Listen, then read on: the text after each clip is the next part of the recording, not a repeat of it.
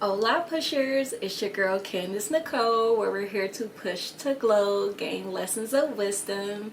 I am a life coach. I am not just a life coach, I am the life coach that you just love. Today I wanted to chat about the struggles of being an employee. Employers, this is a message for you guys. I recorded a previous video where I will link, where I dedicated a poem. And I just wanted to touch bases on recording a new video, because there's some new things that I feel like, as me being an employee, that I feel could be relatable to some, right? So for example, the first thing I wanted to talk about was listening.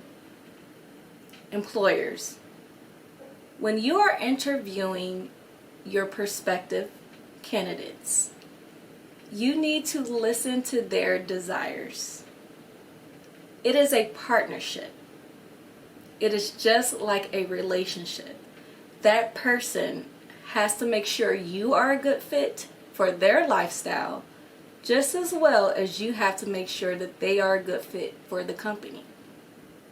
So when a candidate is saying during an interview the things that they like, the things that they excel at, their strengths, and the things that they struggle with, their weaknesses, those are key things you want to pay attention to, because that transfers to their work ethic, right? Also, scheduling. When a candidate is looking at an application, they are reading the key things of the job description.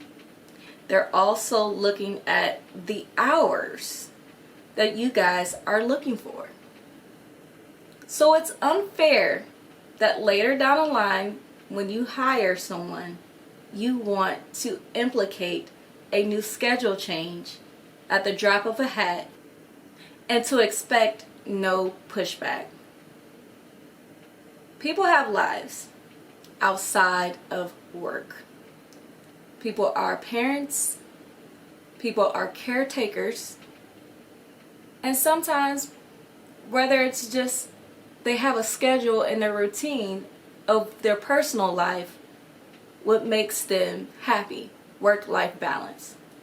So when you are introducing things like a shift bid out of the blue to get employees to basically get what you want out of them, or to get them in the right direction of whatever the business needs are, right?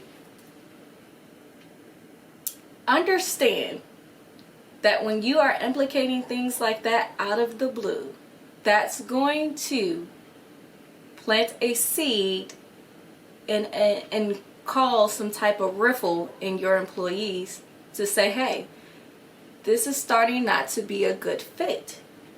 And you have to take that into consideration. Also, too, I want to touch bases on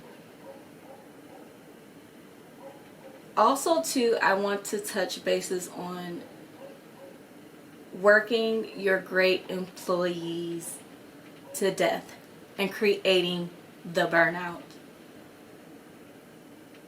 Now, I see this a lot because I definitely have experienced this more than once. Some people just like to come and do their work and what's expected to them and what they got hired for, and just go home and be at peace. And sometimes, employer, you take that as, okay, well, this person is doing their job in a timely manner, but I have this employee over here who is just slacking.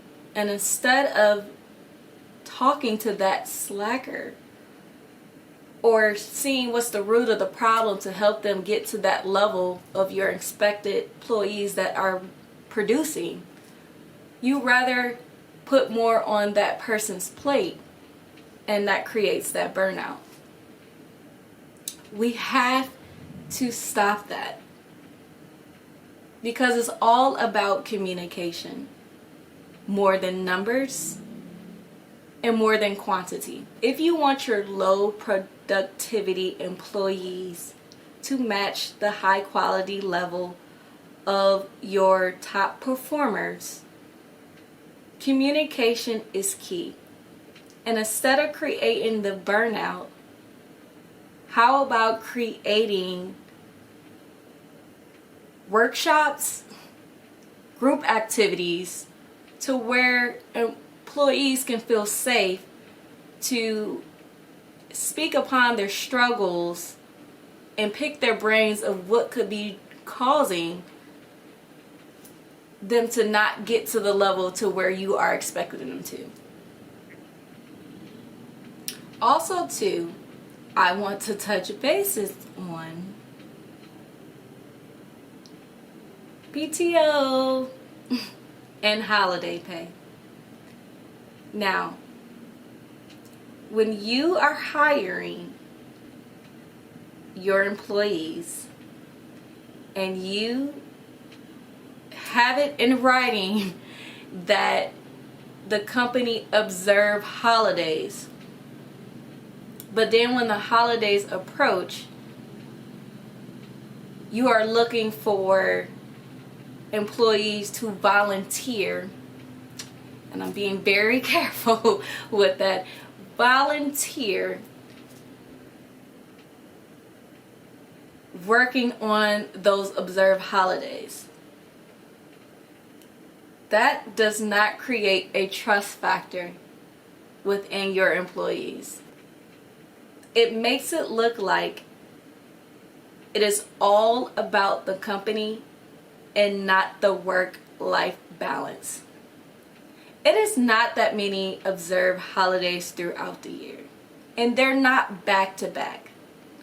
The company will survive if you honor what is written